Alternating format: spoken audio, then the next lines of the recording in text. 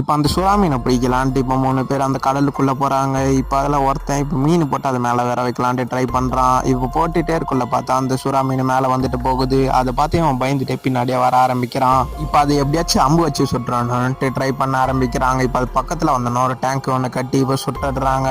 இப்போ அந்த டேங்க்கை அந்த மீனை துரத்திட்டே போகுது. இப்போ அந்த சுறா இவங்க கிட்டேயே தான் சுற்றிட்டு இருக்கு. நைட்டு ஃபுல்லாக வெயிட் பண்ணி பார்க்குறாங்க. பார்த்தா அது எங்கேயுமே போகலை.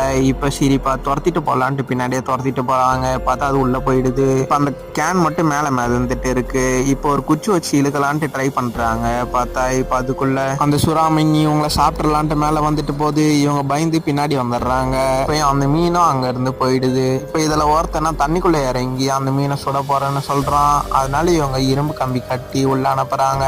உள்ள போனவன் கொஞ்ச நேரம் கழிச்சு மேலே இழுத்து பாக்குறாங்க. பார்த்தா அவன் உள்ள அந்த கம்பிக்குள்ள இல்ல. வேலை பேர் என்னன்னு மறக்காம கமெண்ட் பண்ணிட்டு போங்க.